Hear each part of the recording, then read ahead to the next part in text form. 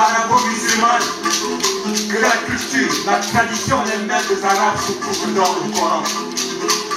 De même pour le bouddhisme au peuple qui habite l'Orient africain, il est temps de se poser cette question.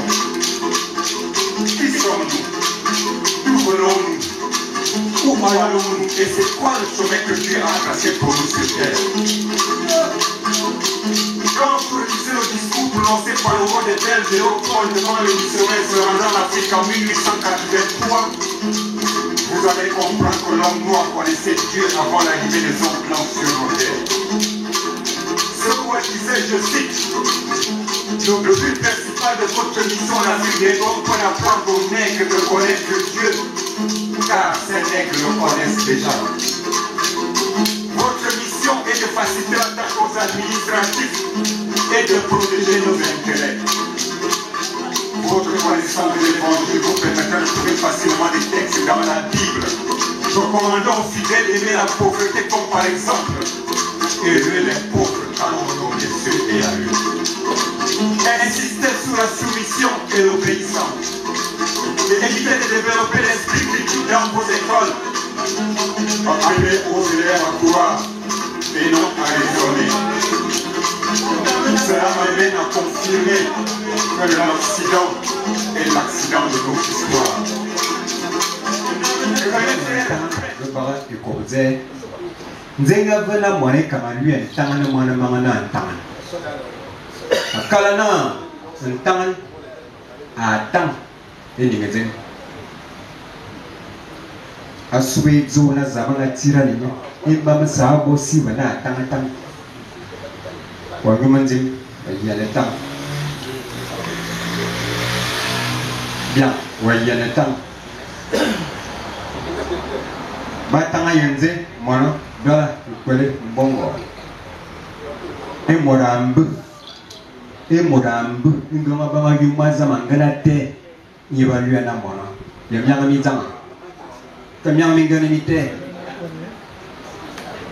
edo ngomo no monika okome ni ngabana tangana ya ni yamana wo ye futanga ni jambana tangana ya tangana ni zen akala se yebo bomba na waliga mara nyonga kwa na vabande tiki uliga yala felu wa kufi etero wa fe on abana yala mbe mendema yang wa kubonze wa petang abana tangana tang de fo wa tang yang etero wa fe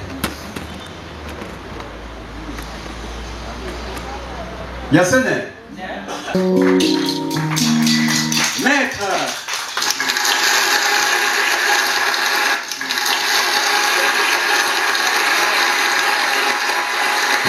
Je suis d'abord initié et initiateur bouddhiste. Pas formé, c'est celui que vous connaissez tous, Maître Atom. Celui qui est mon formateur. J'ai passé chez lui 7 ans. J'ai mes frères qui sont ici, qui ont été ici formés chez le Maître Atom Benga. Et comme vous le connaissez tous, c'est lui qui a réussi au moins à conscientiser le peuple gabonais, qui a fait qu'aujourd'hui, bouddhiste n'ait plus honte de discuter avec un chrétien ou avec un musulman. C'est grâce à lui. Donc, je pense que j'ai satisfait votre curiosité. Ok, bien. Le thème d'aujourd'hui, c'est le bouddhisme. Est-ce une science ou une révélation? Je vais essayer aujourd'hui est valable pour tous les rites que nous avions, que ce soit ou ailleurs, dans le continent. Je ne parle pas des Occidentaux. Je ne sais pas ce qu'ils font là-bas. Je sais seulement qu'ils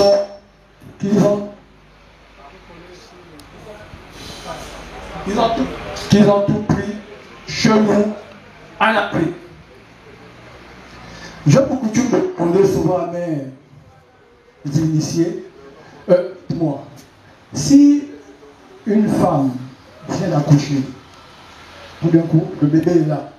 Imaginons que ce bébé parle et qu'il se met à dire j'étais spermatozoïde, ensuite du côté de mon père, ce spermatozoïde a rencontré un ovocyte, ils ont fusionné et je suis venu au monde. J'étais dans l'obscurité du ventre de ma mère et je suis venu au monde. Que diriez-vous? Tout le monde va se demander comment il peut raconter une histoire dont il n'est pas le témoin. C'est un peu ce que nous les êtres humains nous faisons aujourd'hui. Nous voulons raconter une histoire dont nous n'étions même pas la création. On raconte quelque chose dont nous n'étions pas présents. Alors je leur pose la question en leur disant, alors qui est mort pour aller là-bas voir toute cette chose-là et venir vous raconter? Qui est mort? Il n'y a pas de réponse. Vous savez, un peuple sans sa culture, sans sa tradition, sans une histoire, est un peuple sans une âme. C'est un peuple qui n'a pas d'âme. Notre âme, c'est notre culture, c'est notre tradition. Mais aujourd'hui, on se pose une question. Comment arrive-t-on à comprendre que tu sois de l'Ouest, du Nord, du Sud ou de l'Est, de l'Afrique, nous avons une tradition dont les bases sont les mêmes et les buts à atteindre sont les mêmes. Rien que les pratiques qui peuvent changer. Comment en est-on arrivé là? On se connaît, on s'est peut-être retrouvé un moment ensemble, mais chacun est dans son coin. Mais si on essaie de regarder que la science, c'est un ensemble de connaissances, un ensemble de connaissances qui nous permet à partir des règles, d'obéir à des lois, un ensemble de connaissances obéissant à des lois qui peut vérifier les méthodes expérimentales. Ça veut dire qu'on met une règle, il y a une formule, tout le monde essaye, ça donne un résultat. Ça c'est facile. Mais le rêve, c'est un phénomène par lequel des vérités cachées peuvent être révélées aux hommes d'une manière surnaturelle, c'est-à-dire tout simplement les visions, les songes, les rêves, les intuitions, etc., etc. Mais chacun de vous, si vous rêvez la même chose sur cette bouteille, je ne suis pas sûr que vous deux sur la même bouteille, vous allez dire la même chose. Parce que chacun aura sa révélation. Mais alors, comment se fait-il que nous, on a des rites qui ont l'air de se ressembler dans la base et les objectifs sont pareils? Alors, c'est ce qu'on va essayer de comprendre. Est-ce que c'est une science ou c'est une révélation? Parce que, comme l'a dit Moisan, c'est qu'aujourd'hui, on copie tout ce que l'Occident est venu nous donner. On entend révélation par-ci, révélation par-là. Mais est-ce que c'est ce que nos ancêtres disaient?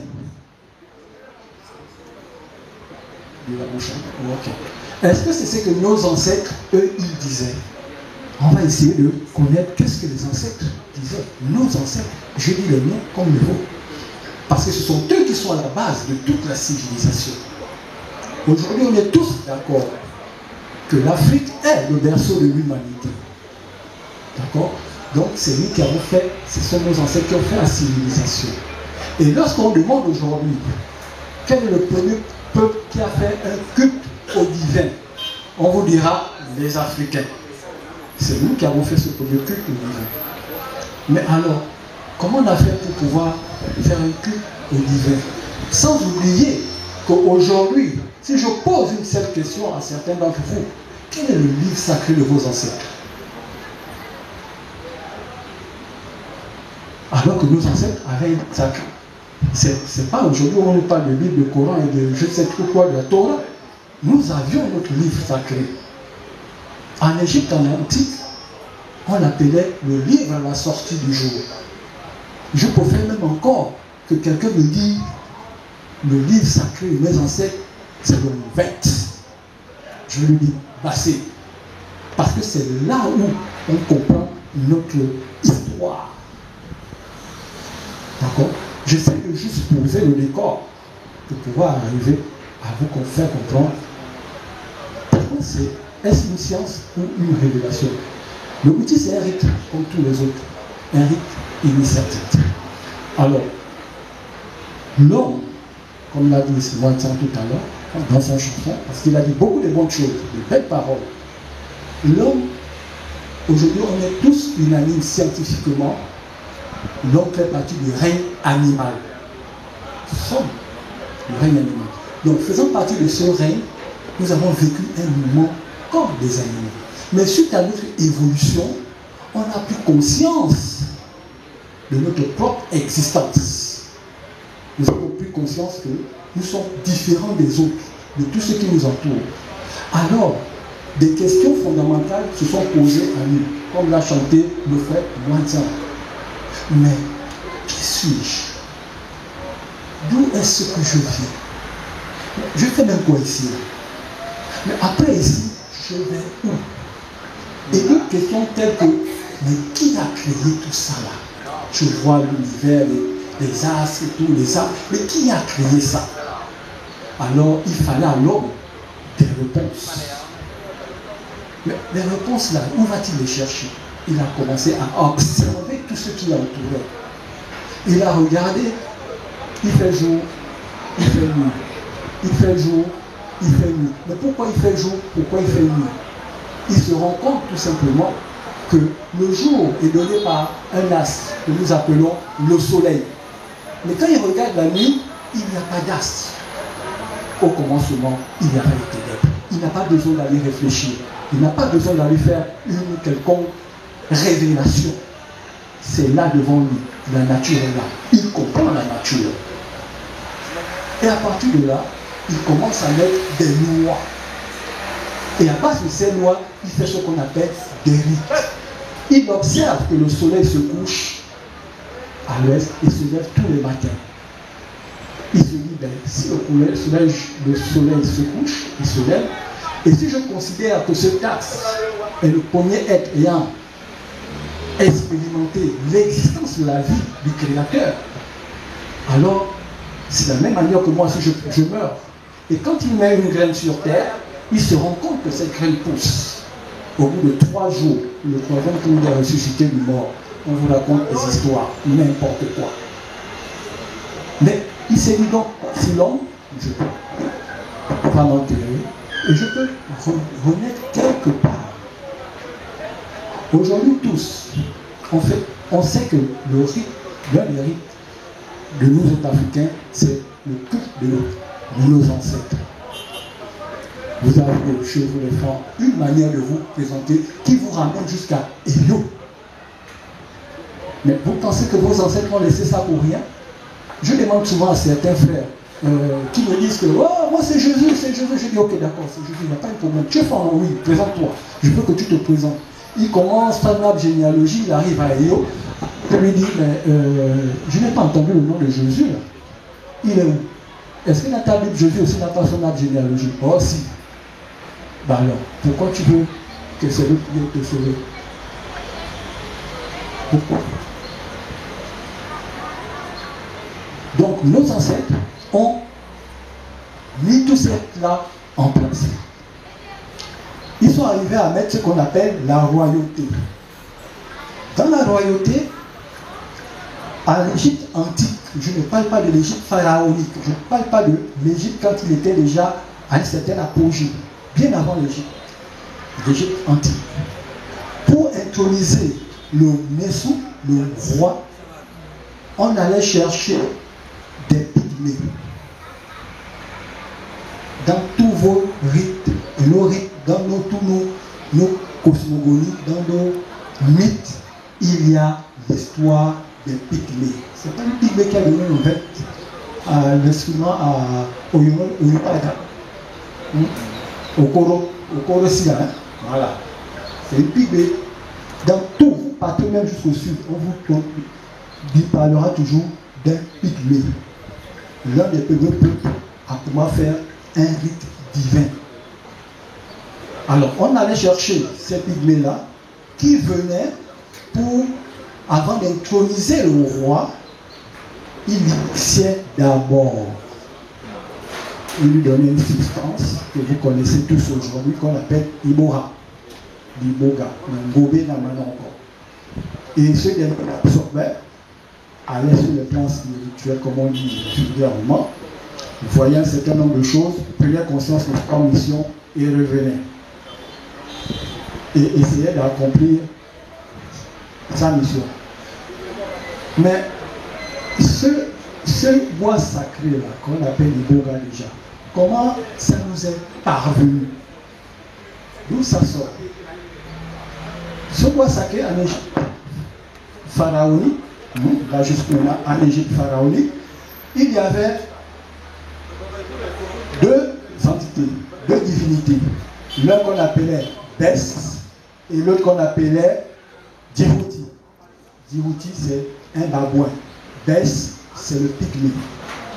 Alors, le pygmée dans la forêt, et ce que je vous dis, vous pouvez le revérifier dans certains dessus, c'est un mythe qui existe, va aller manger de l'arbre du fruit qu'on appelle Ola.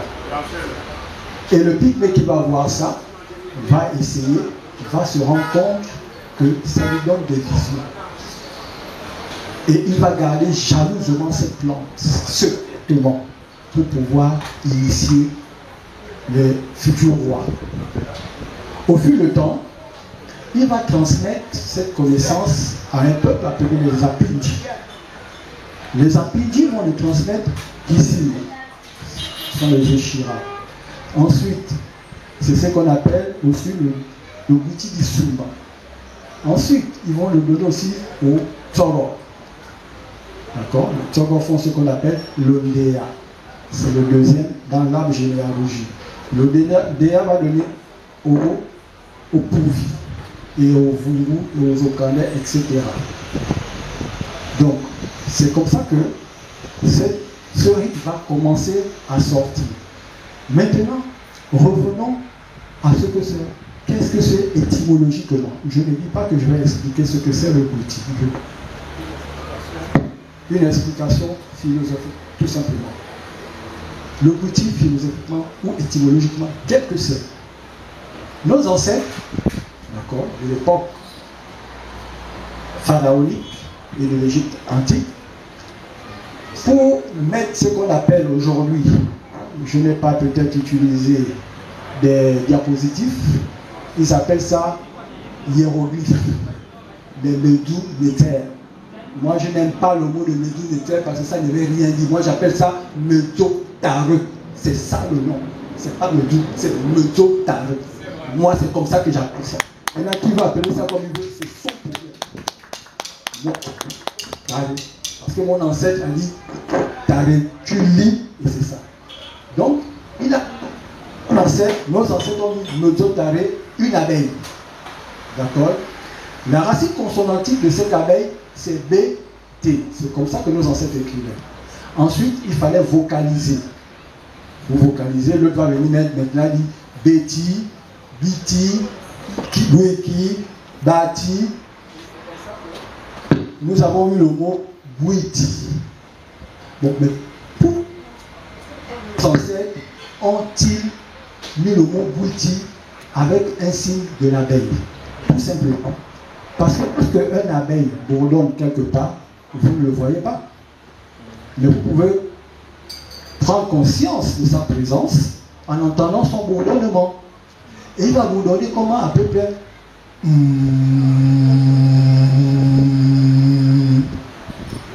C'est ce bourdonnement-là que vous entendez les occidentaux et orientaux font. C'est la vibration de l'eau. Et c'est qui a mis cette vibration-là. Nous le sait. C'est la vibration de l'eau. Quand il dit à Kingo, ça commence à vibrer pour exploser. C'est de ça. C'est parce qu'on n'a pas le temps pour démontrer que même Eyo sort du nom, de l'étymologie du mot abeille. Je vous ai fait la démonstration parce qu'ils ont tout caché dans leur linguistique, dans les langues que nous parlons là. Ils ont tout mis là, les codes. Ils ont tout. Et ce sont des concepts. Donc, vraiment, on a appelé les petits. Parce que personne ne sait qui a émis la vibration. Parce que même après, personne ne sait ce qu'il y a. Il y a quelque chose derrière. Quoi? Personne ne sait. Voilà un peu étymologiquement le mot Witi. Donc, ces initiations se sont perpétuées avec le temps, dans des transmissions. Maintenant, parlons un peu de cette plante que nous appelons Iboga. Parce qu'il y a une expression qui est toujours là. Oh, j'étais sur les plans spirituels. J'étais sur les plans spirituels. J'ai mangé l'Iboga. Et puis je suis parti sur les plans spirituels. Waouh! Vous savez, il y a deux plans. Pour nos ancêtres, il y a deux plans. Deux grands plans. Quand vous êtes éveillé, vous êtes conscient du plan physique. Est-ce qu'on peut soulever votre bouteille quand vous êtes là? Personne ne peut.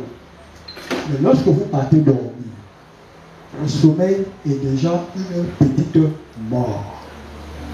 À partir de ce moment, si vous êtes dans un profond sommeil, on peut même vous mettre par terre et soulever votre lit et partir avec. Mais pendant que vous êtes dans votre sommeil, vous pouvez rêver. Pourquoi? Parce que maintenant, vous n'êtes plus conscient du plan objectif. Vous êtes conscient du plan subjectif. Donc, ça veut dire qu'on a deux plans. À partir de ce moment, quand tu prends l'Iboga, puisque je dis souvent aux gens, ok, quand tu as pris l'Iboga là, le happy se joue, non? Oui. Tu es conscient que le happy est en train de jouer? Oui. Bon, mais si on met le feu dans la salle, tu fais quoi? Je vais fuir. Tu vas fuir. Donc, tu es conscient du plan physique, du plan objectif. Mais pourquoi tu fuis? Et les images continuent à te suivre. Donc, en réalité, tu es sur quel plan spirituel que tu le vis? Tout simplement, qu'est-ce qui se passe? L'homme est composé de particules poussiéreuses d'atomes lumineux. L'homme est composé de particules poussiéreuses d'atomes lumineux. Vous êtes des lumières. Ça veut dire qu'en vous, vous avez l'hydrogène, l'azote et tous les composants chimiques qu'on peut trouver partout dans la nature, composés de ces quatre éléments, l'eau, l'air, le feu et la terre. Les astres aussi ont les mêmes composantes chimiques. Mais la science nous dit que dans les composantes chimiques que vous avez, il y a ce qu'on appelle l'ADN mitochondrial. Et cet ADN mitochondrial contient toutes les informations de vos gènes, depuis surtout à plus de 60% du côté de votre mère. Ça veut dire que tout le patrimoine génétique de vos ancêtres est en vous. À partir de ce moment, quand on vous donne ce qu'on appelle l'Iboga, ça va éveiller les consciences de toutes ces particules. Et vous allez d'abord commencer par voir l'intérieur de vous-même. Les images que vous voyez vous viennent de l'intérieur de vous-même. D'abord, je n'ai pas dit que vous pouvez parler sur le plan subjectif.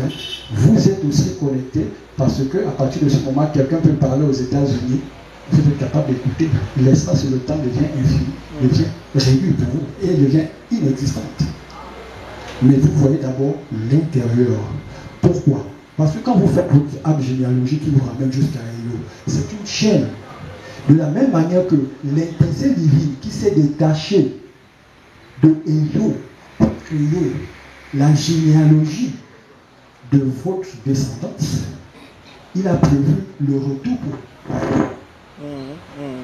pour cette route. C'est pour cela que quand vous faites votre arbre généalogique, vous remontez jusqu'à Hello. Parce qu'il a prévu comment vous devez retourner. Mais comment il a prévu ça? C'est en fonction de ce que vous appelez aujourd'hui votre destin. C'est-à-dire, vous avez chacun de vous son destin. C'est-à-dire une mission, quelque chose que vous faites dans un cycle de naissance et de renaissance pour pouvoir retourner définitivement et faire fusion totale à Hello. Voilà un peu comment ce bois, ce qu'on appelle le bois sacré, fonctionne. Ce n'est pas de la magie. Jusqu'à présent, on peut parler de révélation. que j'ai parlé de révélation. Donc vous voyez qu'on est que dans la science. Nos ancêtres ne faisaient que la science. Et ce qui est marrant, c'est que quand on apprend ces choses, on dit je fais la science. C'est ce qu'on dit, hein, c'est le terme qu'on utilise, je fais la science. Parce que l'initiation était déjà réservée à une élite pour pouvoir apprendre ces choses-là. Parce qu'on ne pouvait pas donner ces connaissances à tout chacun. Connaître comment l'univers fonctionne, c'est dangereux, c'est connaître des éléments qui te permettent de faire soit le bien, soit le mal. Il fallait donc crier qui va faire ce qu'on appelle une initiation. Donc il fallait qu'on crie ceux qui vont faire ce qu'on appelle une initiation. Donc, s'initier, c'est déjà prendre conscience de l'éternité et de l'immortalité de vos corps ontologiques dans un cycle d'épreuve et de naissance en renaissance. Ça veut dire qu'il faut faire plusieurs vies pour pouvoir prendre conscience que nous sommes des êtres lumineux et que nous devons retourner à la source. Maintenant, une question pour vous. Quelqu'un me dit, bon, oui, on s'initie, ok, tu as parlé du destin, mais après, qu'est-ce que ça apporte? Qu'est-ce que ça va nous rapporter en tant que tel, en tant que Gabonais, en tant qu'Africain? Vous savez, le peuple africain est le seul peuple, par son génie propre, personnel, sans l'aide de personne, est arrivé à faire ce qu'on appelle la civilisation. Toutes les Bibles, et Coran, et quoi que vous lisez, ont été puisés en Égypte, puisque c'est le berceau de l'humanité. Et on y en est arrivé là par notre propre génie. Donc, si chacun de nous déjà peut s'initier et connaître quelle est la mission de sa vie, qu'est-ce qu'il doit faire dans sa vie et par rapport à tous les autres, je pense que nous pouvons nous développer sans avoir l'aide de que ce soit. Les Chinois ne se développent pas, ce n'est pas avec leur culture. Oui. Les Japonais, ce n'est pas avec leur culture. Oui. Bon, pourquoi, quand moi disant le français, on parle la langue de l'autre, les habits de l'autre, les pensées, c'est les pensées de l'autre. Bon, nous-mêmes, on va réfléchir quand. Quand nos ancêtres ont réfléchi seuls, hein, ils n'ont eu personne pour faire ça. Et ils y sont arrivés, ils ont fait ce qu'on appelle une civilisation. Donc, c'est ce qui est déjà important dans cette science qu'on appelle l'initiation. Et aujourd'hui, c'est vraiment embêtant de voir beaucoup de personnes qui se cherchent, qui ne connaissent même pas où ils vont, ils ne savent même pas prendre contact avec leurs propres ancêtres, même ne fût-ce que verser le peu de l'eau par terre pour honorer les ancêtres. On a oublié. Pourquoi? Parce que le blanc a dit satanique. C'est ce que le blanc a dit. On ne peut plus initier au melan, au vin, tout ce qu'on veut dans notre tradition, djembe, au koukoué. Pourquoi? Parce que le blanc a dit c'est satanique. Mais pourtant, c'est notre tradition. Et c'est ce qui fait notre âme. Sans cette âme, nous ne sommes rien du tout. Aujourd'hui, je suis content d'entendre au Gabon, après qu'on ait vu un bouleversement, hein, on dit la manne des ancêtres. Il a fallu attendre qu'on commence à parler de la manne des ancêtres pour qu'il y ait un changement. Donc ça veut dire que les ancêtres ont écouté et ils ont intervenu. Ils ont cherché quelqu'un, ils l'ont choisi, toi, viens, allez, fais-nous ça. Donc c'est ça nos rites et notre tradition. Que ce soit le mélange, j'ai dit le vêt, ces explications sont là. C'est-à-dire les lois de la nature qui nous ont permis de monter ces rites. Tous les rites que vous avez, que ce soit le rite du mariage, j'espère qu'un de ces jours, j'aurai le temps. Parce qu'en ce moment, dans mon travail, j'ai pris pour initiative que je vais à démontrer que tous nos rites sont divins. Tous nos rites, circoncision, le mariage, le veuvage, l'enterrement du classe, ça, c'est divin. On a regardé, parce qu'on a quel objectif? Rechercher une chose.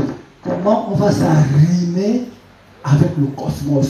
Pourquoi on doit s'arrimer avec le cosmos? Parce que Elio, je ne le vois pas, je ne le connais pas. Mais comment je peux l'étudier en fonction de ces différentes manifestations qui sont la nature? S'il n'y a que comme ça que je peux comprendre Elio.